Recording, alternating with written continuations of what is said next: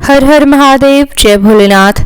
आज के इस वीडियो में मैं आपको महाशिवरात्रि व्रत के चारों प्रहरों की पूजा में केवल दूध दही से अभिषेक करके नहीं दिखाने वाली हूँ, बल्कि इस वीडियो को देखने के बाद आपको इस बात की भी जानकारी होगी कि आखिरकार भगवान भोलेनाथ की पूजा में कौन कौन सी चीजें और उन्हें अर्पित की जाती हैं और उनका क्रम क्या होता है। देखिए, हर एक चीज का क्रम बहुत ज्यादा महत्वपूर्ण होता है। भले हम अपनी साज सज्जा करें, अगर आप अपने एग्जाम्पल से समझे कि अगर हमें टाई पहनना है तो अगर हम शर्ट पहने बिना ही टाई पहन लें तो क्या होगा, आगे शर्ट पहनना जाता है, फिर टाई पहनने का क्रम होता है ना।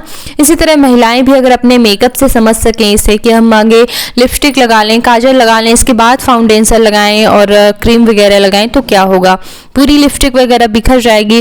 तो इसी तरह से हर एक चीज का एक क्रम होता है, उसी क्रम में भगवान को चीजें अर्पित की जाती हैं, क्रम में पूजा विधि की जाती है। देखिए, इतना महत्वपूर्ण आप व्रत करते हैं, किसी मनोकामना की पूर्ति के लिए करते हैं, कभी कभी पूरे दिन निर्जला निराहार रह करके मेहनत करके जो है पूजा करते हैं, पूजा की सामग्री भी एकत्रित करते हैं। तो क्यों ना हर एक विधि की सही जानकारी हो ताकि हमारी मेहनत सफल हो और मनोकामना भी पूरी हो। तो चलिए महाशिवरात्रि व्रत की पूजा शुरू करते हैं। मैं हूं आपके साथ प्रियंका तिवारी। मेरे चैनल में आप सभी का बहुत बहुत स्वागत है। तो पूजा शुरू करने के लिए सबसे पहले एक आसन बिछाकर जरूर बैठ जाइएगा, क्योंकि बिना आसन के की गई पूजा सफल नहीं होती है। और भगवान को आसन देने के लिए एक लकड़ी के पाटे के ऊपर लाल या पीला कपड़ा बिछाना होगा। तो जैसे भी रंग का आपके पास कपड़ा हो बिछा लीजिएगा।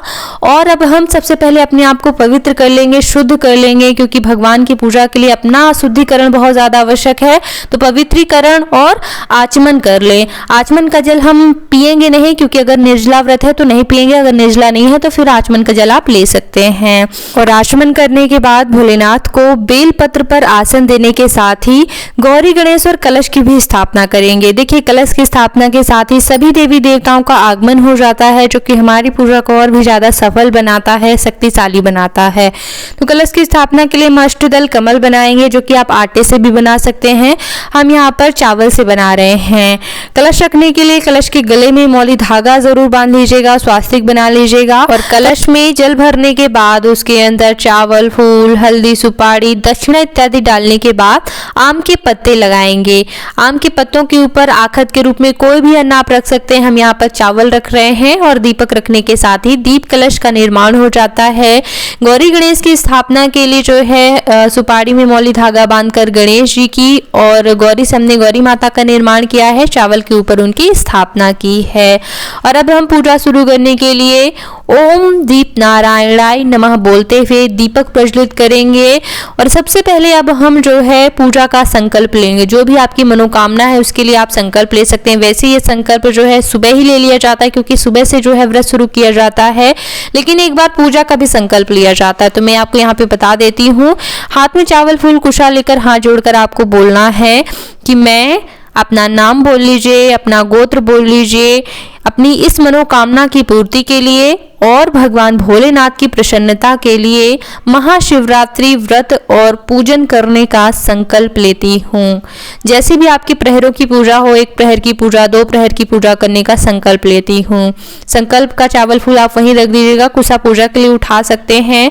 और अब जो है हम सभी देवी देवताओं का आवाहन करेंगे, क्योंकि गौरी गणेश तो हमने नए बनाए हैं, उनका आवाहन नहीं है। आवाहन बड़ा आवश्यक होता है। बिना भगवान को बुलाए पता नहीं लोग कैसे पूजा शुरू कर देते हैं। मैं सभी के वीडियो देखती हूँ, बिना बुलाए ही शुरू कर देते हैं हल्दी सुपारी में पूजा। तो पहले भगवान को बुलाने के लिए हाथ में चावल फूल लेकर बोलना है, हे गौरी गणेश, हे भगवान भोलेनाथ, हे कलश के सभी देवी देवताओं, मैं आपका आवाहन करती हूँ, कृपया करके यहाँ पर विराजमान हो और हमारी पूजा विधियां स्वीकार करें। ऐसा बोलते हुए आपको अलग अलग चावल फूल लेकर गौरी गणेश और कलश के ऊपर छोड़ना है। तो श्री गणेश के ध्यान के लिए दूर्वा चावल लीजिएगा, भगवान भोलेनाथ के लिए बेलपत्र चावल और गौरी माता के लिए फूल चावल लेकर उनका सभी का ध्यान कीजिएगा। और अब हम पूजा शुरू करने के लिए सबसे पहले गौरी गणेश से ही पूजा शुरू करेंगे। ओम गंगणपतये नमः बोलते हुए श्री गणेश को जल से स्नान कराइएगा, जल अर्पित कीजिएगा। इसके बाद गौरी माता को जल से स्नान कराइएगा। कलश में भी जल अर्पित करने के बाद जो है जो भी प्रतिमा हमने रखी है उनको भी जो है हम थोड़ा सा उनके ऊपर जल छिड़क देंगे। और जल अर्पित करने के बाद अब हम गौरी गणेश कलश में जो है दूध के बाद जल, दही के बाद जल और मधु यानी शहद के बाद जल से स्नान कराने की भावना करेंगे। देखिए छोटी छोटी जो है हमने प्रतीक रखे हैं। गौरी गणेश की मूर्तियां तो है नहीं, मूर्तियां होती तो अच्छी तरह से अभिषेक करवा पाते, इसलिए जो है हम दूध दही और मधु से स्नान कराने की केवल भावना करेंगे, स्पर्श करा करा के थोड़ा थोड़ा सा। और इसके बाद जो है हम अब उनका श्रृंगार करेंगे। सबसे पहले स्नान के बाद वस्त्र इत्यादि अर्पित किए जाते हैं। तो वस्त्र की भावना से श्री गणेश को मौली धागा और जनेऊ की भावना से कच्चा सूत भी अर्पित कर सकते हैं। वैसे मैं गौरी माता के लिए एक चुनरी लाई थी तो उन्हें चुनरी अर्पित कर रही हूँ, लेकिन आपकी जैसी सामर्थ हो आप मौली धागा भी अर्पित कर सकते हैं, कलश में भी कर दीजिएगा। और उसके बाद श्रृंगार करेंगे, हल्दी लगाएंगे, सिंदूर लगाएंगे। श्री गणेश को सिंदूर पसंद होता है, माता गौरी को भी। और कलश में लगाने के बाद जो है अब हम पुष्प पत्र इत्यादि अर्पित करेंगे।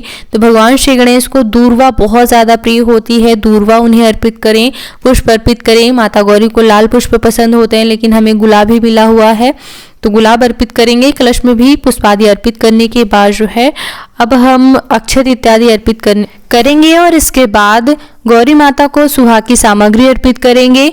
चूड़ी, बिंदी, सिंदूर, आलता, जो भी आपकी सामर्थ हो। गौरी माता को सुहाग की सामग्री अर्पित करने से सौभाग्य में वृद्धि होती है, तो जरूर करना चाहिए। और वैसे भी ये बहुत ही बड़ा त्योहार है, तो मन लगाकर गौरी गणेश का पूजन विधिवत तौर पर करना चाहिए। शिव परिवार का केवल शिवलिंग का ही अभिषेक ना करें, बल्कि गौरी गणेश का भी विधिवत पूजन किया जाना चाहिए। तो हम धूप दीप जो है बाद में करेंगे, सबसे पहले हम शिवलिंग का जो है अभिषेक करेंगे।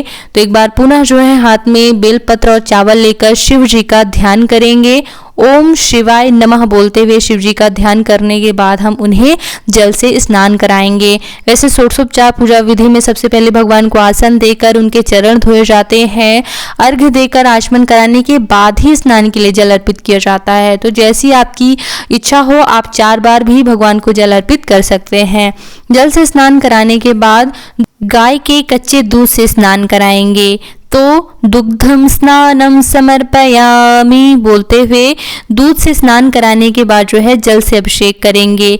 इसके बाद दही यानी दधि स्नानम समर्पयामि बोलते हुए दधी से स्नान कराने के बाद पुनः जल से अभिषेक करवाना चाहिए। इसके बाद जो है हम मधु से स्नान कराएंगे। मधु स्नानम समर्पयामि यानी कि शहद से स्नान कराने के बाद पुनः जल से अभिषेक करवाना चाहिए। इसके बाद हम घी से यानी कि घृतम स्नानम समर्पयामि घी से स्नान कराने के बाद पुनः जल से अभिषेक करवाना चाहिए। इसके बाद अगर आप शर्करा स्नान करवाना चाहते हैं या फिर गन्ने के रस से तो आप बोलते जाइए शर्करा स्नानम समर्पयामि। इसके बाद पुनः जल से अभिषेक जरूर करवाना चाहिए और फिर गंगा जल से अभिषेक करना चाहिए। तो गंगा जलम स्नानम समर्पयामि बोलते हुए गंगा जल से स्नान कराएं और पुनः आप शुद्धोदक स्नान सभी स्नान करवाने के बाद जरूर करवाएं। तो शुद्धोदक स्नानम समर्पयामि ऐसा बोलते हुए जल से अभिषेक करें। अभिषेक करवाने के बाद ये जो दूध दही जल है इसे एक बर्तन में खाली कर लेंगे और भगवान भोलेनाथ को बेल पत्र के ऊपर पुनः से आसन दे देंगे और फिर भगवान का श्रृंगार करेंगे। तो सबसे पहले हम भोलेनाथ को एक अच्छे साफ कपड़े से बढ़िया पोछेंगे और इसके बाद उन्हें वस्त्र आदि अर्पित करेंगे। अगर वस्त्र ना हो तो वस्त्र की भावना से कच्चा सूत आप अर्पित कर सकते हैं या फिर आप पीला वस्त्र अर्पित कर सकते हैं, जैसी आपकी सामर्थ्य हो। अगर बड़ा अनुष्ठान बड़ी पूजा किसी मनोकामना के उद्देश्य कर रहे हैं तो वस्त्र आदि अर्पित जरूर करना चाहिए। और वस्त्र के बाद जो है यज्ञोपवीत यानी कि जनेऊ अर्पित करना चाहिए। ना सामर्थ्य हो तो आप कच्चे सूत की 6 फेरी लगा के जनेऊ की भावना करके भी अर्पित कर सकते हैं। और फिर भगवान का श्रृंगार करने के लिए सबसे पहले हम उन्हें चंदन लगाएंगे और चंदन लगाने के बाद जो है मैं यहाँ पे भस्म लगा रही हूँ और चंदन भस्म इत्यादि लगाने के बाद अब हम उन्हें जो है अक्षत इत्यादि अर्पित करेंगे। सफ़ेद चावल टूटे हुए नहीं होने चाहिए। अक्षत अर्पित करने के बाद चने की दाल हम यहाँ पर अर्पित कर रहे हैं, खिचड़ी अर्पित करना चाहिए और काली तिल हम यहाँ पे अर्पित कर रहे हैं। तो सभी चीज़ें अर्पित करने के बाद अब हम फूल पत्र चढ़ाएंगे। बेलपत्र भगवान को अत्यंत प्रिय होता है, अगर हो सके तो राम नाम लिख लें बेलपत्र पर और चिकना परत जो है भगवान के ऊपर होता है। तो इस तरह से बेलपत्र अर्पित करेंगे और इसके बाद जो है हम शमी पत्र अर्पित करेंगे। भगवान को शमी पत्र बहुत ज़्यादा प्रिय होता है, तो जो भी मिल जाए ज़रूर अर्पित करें। इसके बाद यहाँ पे हम मदार के फूल अर्पित कर रहे हैं, जो कि अच्छी तरह से नहीं फूले हैं लेकिन जैसा मिल पाया है वैसे ही। और इसके बाद जो है धतूरे का फूल अर्पित कर रहे हैं, गेंदे के फूल और सदाबहार का फूल। ये सभी पुष्प अर्पित करने के बाद जो है अब हम भगवान को तुलसी मंजरी अर्पित करेंगे। भोलेनाथ को तुलसी पत्र तो नहीं चढ़ता है लेकिन तुलसी मंजरी ज़रूर चढ़ाई जाती है। और उसके बाद जो है मैं यहाँ पे गेहूं की बालियाँ अर्पित करूँगी। भगवान भोलेनाथ को महाशिवरात्रि के दिन पर गेहूं की बालियाँ, चने की बालियाँ जो है, चने के बीज जो भी मिल पाएँ तो अर्पित किए जाते हैं। बेर अर्पित किए जाते हैं, मौसमी फल। और यहाँ पे हम जो है केसर अर्पित कर रहे हैं भगवान को, और साथ ही साथ कमल गट्टे के बीज भी अर्पित किए जाते हैं। तो 3 की संख्या में और 2 की संख्या में ऐसे आप अर्पित कर सकते हैं। वैसे मैं बहुत सारी चीज़ें अर्पित इसलिए नहीं करें क्योंकि 3 गेहूं की बालियाँ लाएं, क्योंकि हमको 4 पहर की पूजा करनी होती है, तो एक से चीज़ें हम जो है अर्पित करेंगे। तो उसी हिसाब से जो है आप भी अर्पित कीजिएगा, क्योंकि अभी एक ही पहर की पूजा है। अगर आप केवल एक ही समय यानी प्रदोष काल में पूजा कर रहे हैं तो सभी चीज़ें अभी आप अर्पित कर सकते हैं। और सभी चीज़ें अर्पित करने के बाद जो है अब हम धूप दीप करेंगे, तो धूप बत्ती जलाएंगे। और सबसे पहले गौरी गणेश को हम धूप दिखाएंगे, क्योंकि सबसे पहले हमने गौरी गणेश का पूजन किया था, उन्हें जो है धूप अर्पित नहीं किया था। और फिर हम शिव शंकर को जो है धूप दिखाएंगे। इसके बाद जो है दीपक जलाना चाहिए, दीप भी करना चाहिए। तो धूप दीप करने के बाद अब हम जो है अब हम भगवान को नैवेद्य निवेदित करेंगे। तो जो भी आपके पास नैवेद्य में मिठाइयाँ वगैरह हो या फिर जो भी आपने बनाया हो, भगवान को भोग अर्पित करें। भोग लगाने के बाद जो भी फल वगैरह आपके पास हो, मौसमी फल जरूर चढ़ाने चाहिए, जिसमें से बेर विशेष होता है। साथ ही साथ आम भी चढ़ाए जाते हैं, जो मतलब देसी भाषा में करहा बोला जाता है। जैसे कि मई जून में आम आने लगेंगे, लेकिन अभी की अवस्था में जो है बहुत छोटे छोटे आम होते हैं, बौर जिसको बोल सकते हैं, फूल के बाद जो बनते हैं छोटे छोटे आम, वो भगवान को अर्पित किए जाते हैं। मौसमी फल, केला, सेब जो भी आप लगाना चाहते हो, भोग लगाने के बाद कुश की मदद से 3 बार जल जरूर फेरिएगा। और जल फेरने के बाद जो है अब हम भोग लगाने के बाद कुश की मदद से 3 बार भोग में जल जरूर फेरिएगा। और इसके बाद जो है आप पान, सुपारी, हल्दी, लौंग, इलायची, दक्षिणा इत्यादि भगवान को अर्पित कर सकते हैं। तो अलग अलग गौरी गणेश के लिए भी लगा लीजिएगा। हर एक पान में सुपारी, हल्दी, लौंग, इलायची रख लीजिएगा, जो भी आपकी सामर्थ्य हो दक्षिणा में भगवान को अर्पित कीजिएगा। साथ ही साथ आप अखंड फल यानी कि नारियल भी भगवान को अर्पित कर सकते हैं। और इसके बाद अब अगर आप महाशिवरात्रि की व्रत कथा पढ़ना या सुनना चाहते हैं तो कथा सुनिए। और आप अगर मंत्र जप करना चाहते हैं रुद्राक्ष की माला पर या फिर कोई भी मंत्र जाप, पाठ इत्यादि करना चाहते हैं तो इस समय पर कर सकते हैं। इसके बाद आपको हवन करना चाहिए। अब हम हवन की तैयारी करेंगे। जैसा कि मैं आपको हर एक वीडियो में बताती हूँ, हवन महत्वपूर्ण होता है, क्योंकि हवन की अग्नि से ही जो है भगवान हविष्य ग्रहण करते हैं, तो ज़रूर करना चाहिए हवन। तो अग्नि प्रज्वलित करके सबसे पहले अग्निदेव का जल घुमाते हुए अक्षत, चंदन, पुष्प इत्यादि से पूजा कर लीजिए। इसके बाद हवन सामग्री से आहुतियाँ दीजिए। तो ओम गंगणपतये स्वाहा, ओम गौरी देव्यै स्वाहा, ओम शिवाय स्वाहा, ओम वरुणाय स्वाहा। इस प्रकार से बोलते हुए आप हवन आहुतियां दीजिए। ओम शिवाय स्वाहा की आप कई आहुतियां दे सकते हैं। इसके बाद जो है सुपारी को घी में डुबोकर पूर्णाहुति कर दीजिएगा। हवन जो है जल घुमाते हुए संपूर्ण कीजिएगा। और अब आरती करने के लिए आरती थाल में दीपक के नीचे थोड़ा सा चावल जरूर रखें। दीपक प्रज्वलित करके दीपक की भी अक्षत, चंदन, पुष्प इत्यादि से पूजा करनी चाहिए। फिर विधिवत तौर पर भगवान की आरती गानी चाहिए।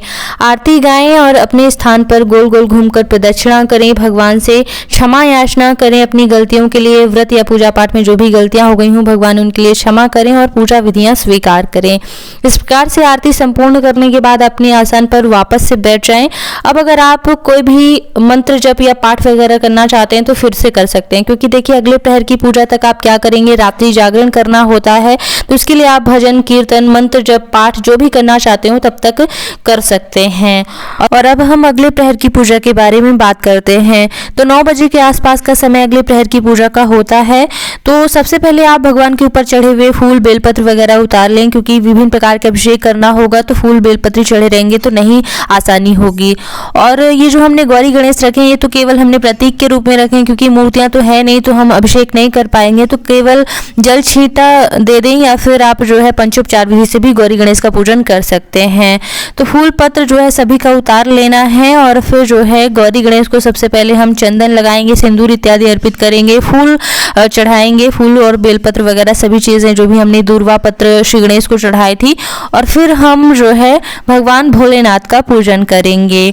तो सबसे पहले भगवान भोलेनाथ को जो है जल से अभिषेक करेंगे और उसके बाद हम दूध से उन्हें स्नान कराएंगे, दुग्धम स्नानम समर्पयामि। इसके बाद हम जल से अभिषेक करके और फिर जो है दही से स्नान कराएंगे, दधि स्नानम समर्पयामि। पुनः जल से अभिषेक कराना चाहिए। इस तरह से सभी प्रकार के अभिषेक जो है हम कराएंगे। मधु स्नान कराएंगे और फिर जल से स्नान कराने के बाद जो है घी से स्नान कराएंगे, घृतम स्नानम समर्पयामि। पुनः जल से अभिषेक कराने के बाद जो है अब हम जो है शर्करा स्नान कराएंगे, शर्करा स्नानम समर्पयामि। इसके बाद जल से अभिषेक करने के बाद गंगा जलम स्नानम समर्पयामि। और इसके बाद जो है शुद्धोदक स्नान जल से अवश्य करवाना चाहिए। और फिर अभिषेक करने के बाद जिस बर्तन में हमने पहले अभिषेक किया हुआ दूध जल खाली किया था उसी में हम फिर से खाली कर लेंगे। बेलपत्र पर भगवान को आसन दे करके और उन्हें अच्छी तरह से पोषेंगे, फिर उनका श्रृंगार करेंगे। तो फिर से हमको जो है वस्त्ररूप कच्चा सूत हम उन्हें अर्पित कर देंगे, जनेऊ अर्पित कर देंगे, चंदन लगाएंगे, भस्म अर्पित करेंगे और फिर अक्षत अर्पित करेंगे, चने की दाल, काली तिल अर्पित करेंगे। इसके बाद जो है उन्हें बेलपत्र चढ़ाएंगे, शमी पत्र, विभिन्न प्रकार के पुष्प हम उन्हें अर्पित करेंगे और फिर हम धूप बत्ती जलाएंगे। तो भगवान को हम धूप दिखाएंगे, दीपक जला करके दीप करना चाहिए और फिर जो है भगवान को नैवेद्य निवेदित करना चाहिए। तो यहाँ पर मैंने एक साथ ही केले और मिठाइयाँ वगैरह भगवान को अर्पित कर दी थी, क्योंकि मेरा उद्देश्य प्रथम पहर की मुख्य पूजा का बताना था। लेकिन एक ही केला बचा था तो मैं इस पहर की पूजा में भी जो है आपको बता देती हूँ और जो भी लड्डू वगैरह है। लेकिन आप इस बात का ध्यान रखिएगा कि अगर आपको चारों प्रहरों की पूजा करनी है तो आप इस हिसाब से भगवान को नैवेद्य अर्पित कीजिएगा कि जिससे चारों प्रहरों की पूजा के लिए आपको नैवेद्य हो जाए। यानी कि अगर 6 केले हैं, 8 केले हैं तो 2-2 अर्पित कीजिएगा, इस तरह से हिसाब से, ठीक है। और नैवेद्य अर्पित करने के बाद जो है अब आप हवन कर सकते हैं। हवन के पहले आप जप या फिर पाठ वगैरह कर सकते हैं। तो मंत्र जप और पाठ वगैरह करने के बाद हवन की तैयारी कीजिएगा और हवन करने के बाद जो है अब आप आरती की तैयारी कीजिएगा। आरती करने के बाद जो है फिर से आप मंत्र जप पाठ वगैरह में लग जाइएगा। इसी तरह से जब अगले प्रहर का समय हो तो फिर आप जो है फूल पत्री उतार करके वापस से भगवान का अभिषेक करें। इसके बाद जो है उनका श्रृंगार करें और धूप दीप करने के बाद नैवेद्य अर्पित करें और फिर जो है हवन इत्यादि करके आरती करें। तो इस तरह से आपको चारों प्रहरों की पूजा करनी है और अंतिम प्रहर की पूजा करने के बाद फिर जो है आप भगवान को पुष्पांजलि अर्पित करें। हाथों में फूल लेकर के भगवान को अर्पित करें और अपनी गलतियों के लिए क्षमा मांगें कि पुष्पांजलि स्वीकार करें भगवान, और हमारी गलतियों के लिए हमें क्षमा करें, चारों प्रहरों की पूजा विधियां स्वीकार करें। और ऐसा कहते हुए आप गौरी गणेश के आसन को पीछे खिसका दीजिएगा, क्योंकि उनको विदा भी करना होगा। तो बोलिएगा कि हे गौरी गणेश अपने अपने धाम को पधारिए, फिर जब हम पुकारेंगे तो जरूर आइएगा, अपना आशीर्वाद बनाए रखिएगा। ऐसा कहते हुए आसन पीछे खिसकाना है। कलश का भी आसन पीछे खिसका देना है। लेकिन शिवलिंग को तो आप मंदिर में विराजेंगे, इसलिए शिवलिंग को पीछे मत खिसकाइएगा। और जब भी कलश शांत हो जाता है, दीपक शांत हो जाता है, तो फिर आप सारी सामग्री उठा करके जो है विसर्जित कर सकते हैं, पूरा पूजा की चौकी उठा सकते हैं। सुबह है तो सुबह जो है आपकी 6 बजे के करीबन जो है आप उठ जाएंगे पूजा से। तो पूजा में उठने से पहले जिस आसन पर बैठ के आप पूजा कर रहे थे अभी तक, उस आसन को पीछे खिसका कर आसन के नीचे का जल जो है माथे पे जरूर लगाइएगा। ऐसा करने से ही आपको पूजा का पूरा फल मिलता है। इस नियम को भूलिएगा बिल्कुल नहीं। और फिर जो है आप पूरी पूजा की सामग्री जैसे कि जनेऊ वगैरह है, वस्त्र वगैरह है, तो उसे पंडित जी को दान कर देना चाहिए। पारण के पहले जो है आपको एक ब्राह्मण को अन्न दान जरूर करना है। गाय को, नंदी को ढूंढ करके खिलाना है। और फिर जो है आपको अपना व्रत खोलना चाहिए। अगर नहीं मिल पा रहे हैं गाय वगैरह तो इनके बदले आप अन्न निकाल जरूर दें, अपने भोजन से इनका हिस्सा जरूर निकाल दें, ब्राह्मण के लिए सूखा अनाज निकाल दें और फिर जो है आप भोजन करें। फिर जब भी आपको समय मिले तो इन्हें आप जा करके खिला करके आए, दक्षिणा वगैरह ब्राह्मण ब्राह्मण को दे करके आए। तो इस तरह से आपको जो है अपना महाशिवरात्रि का व्रत करना है। यकीन मानिए आपने 4 पहर की पूजा कर ली, आपके साल भर के जीवन की जो भी मतलब वर्ष भर की समस्याएं समाप्त हो जाएंगी। और ये मेरा खुद का अनुभव है, आप एक बार करके देखिएगा। जो लाख उपाय बताए जाते हैं यूट्यूब में, मतलब रोज ये उपाय वो उपाय कर रहे हैं, आपकी इस पूजा से हर एक मनोकामना पूरी होगी, ये मेरा विश्वास है। तो उम्मीद करती हूँ कि ये जानकारी वाला वीडियो आपके लिए उपयोगी रहा होगा। इस तरह के वीडियो देखने के लिए चैनल पर जरूर आइएगा और सब्सक्राइब कर लीजिएगा। बेल आइकन पर प्रेस कर लेंगे तो आगे आने वाले वीडियो को नोटिफिकेशन आपको मिलते रहेंगे। तो वीडियो देखने के लिए बहुत बहुत धन्यवाद। ओम नमः शिवाय।